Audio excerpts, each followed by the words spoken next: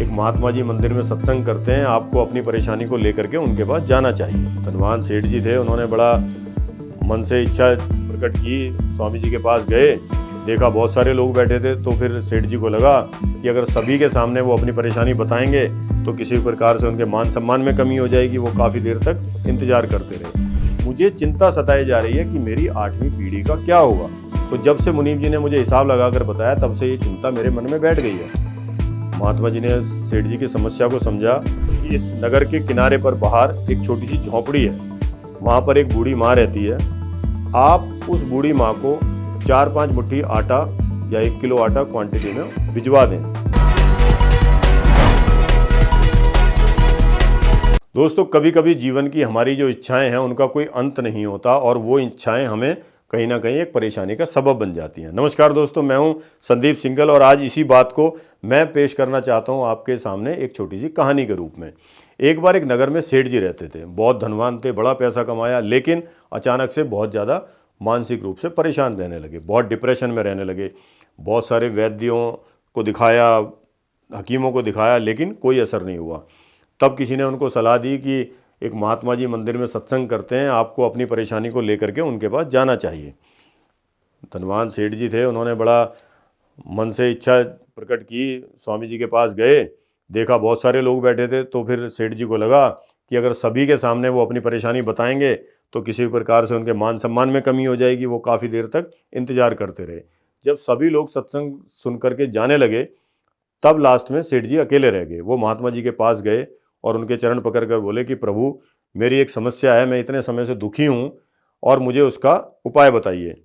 महात्मा जी ने कहा कि सेठ जी, आपके पास तो बहुत पैसा है, धन दौलत है, भरा पूरा परिवार है, आखिर आपको क्या परेशानी है।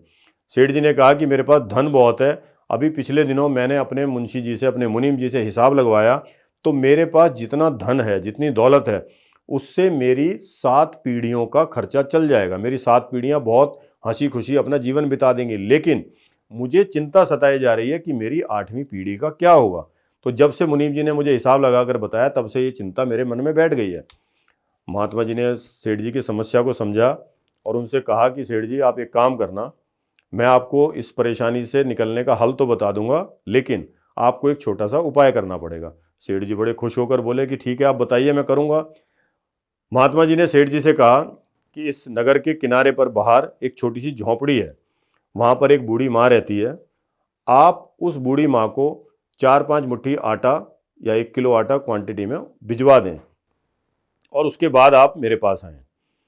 सेठ जी को लगा कि बड़ा छोटा सा उपाय है, ये तो मैं अभी कर देता हूँ। उन्होंने तुरंत जा कर के अपने गोदाम पर जहाँ वो काम करते थे, अपने मुंशी जी को कहा कि मुंशी जी, आप एक थैली लेकर जाइए 5-10 किलो आटे की, और ऐसे ऐसे वहाँ पर एक बूढ़ी माँ रहती हैं, उनको वो आटा दे आइए। मुंशी जी आटा लेकर के गए, लेकिन थोड़ी देर बाद देखते हैं तो मुंशी जी वो आटे की थैली लेकर वापस आ गए। तो उन्होंने सेठ जी को कहा कि मैंने कहा, लेकिन माँ जी ने वो आटा नहीं लिया। सेठ जी को बड़ा आश्चर्य हुआ। उन्हें लगा कि शायद माँ ने पहचान लिया होगा, बूढ़ी माँ ने, कि ये सेठ जी का नौकर है, तो उनको ये आटा शायद कम लगा है। तो उन्होंने मुंशी जी को कहा कि आप आटे की पूरी बोरी लेकर के जाइए, शायद वो ले लेंगी। मुनीम जी वो एक आटे की बोरी लेकर के गए, लेकिन फिर वापस आ गए। बूढ़ी माँ ने वो आटे की बोरी लेने से भी इनकार कर दिया। तब सेठ जी को मन में विचार आया कि शायद उनको ये बुरा लगा हो कि यदि सेठ जी को कुछ दान देना है तो वो स्वयं क्यों नहीं आए। फिर सेठ जी वो बात जानने के लिए बोरी लेकर के स्वयं गए। तो बूढ़ी माँ को उन्होंने कहा कि ये आटा मैं आपको देना चाहता हूँ, 1 बोरी आटा है, आप रख लीजिए। बूढ़ी माँ ने कहा कि सेठ जी, मैं इस आटे का क्या करूँगी, मुझे नहीं चाहिए। तो उन्होंने कहा कि माँ, क्या आप मेरे से नाराज़ हैं? कह रही, नाराज़गी की कोई बात नहीं है, यदि आपको देना ही है तो मुझे केवल 2 मुट्ठी आटा इसमें से दे दीजिए, वो मैं स्वीकार कर लूँगी। सेठ जी को बड़ा आश्चर्य हुआ। उन्होंने कहा कि आखिर 2 मुट्ठी आटा क्यों, आप ज़्यादा आटा क्यों नहीं ले रही हैं? तब बूढ़ी माँ ने उनको जवाब दिया कि सेठ जी, मेरे को 2 मुट्ठी आटे से मेरा एक समय का भोजन बन जाता है, मुझे बाकी आटा नहीं चाहिए। शाम को पता नहीं मैं जीवित रहूं या ना रहूं, मुझे किस बात की चिंता करनी है, प्रभु अपने आप जो भी अरेंजमेंट होगा कर देंगे। तब सेठ जी को बूढ़ी माँ के द्वारा कही हुई बात से एकदम से समझ आ गया कि आखिर महात्मा जी मुझे क्या समझाना चाह रहे थे। उन्हें अपने प्रश्न का उत्तर मिल गया। तो दोस्तों, समझने वाली बात यह है कि हम केवल और केवल भविष्य की चिंता में अपने वर्तमान को नष्ट करते रहते हैं, दुखी होते रहते हैं, जबकि हमें अपने वर्तमान को भरपूर तरीके से जीना चाहिए और भविष्य की चिंता में अपने वर्तमान को नष्ट करने का कोई कारण हमारे पास नहीं होना चाहिए। सुखी रहिए, मस्त रहिए, व्यस्त रहिए। नमस्कार दोस्तों।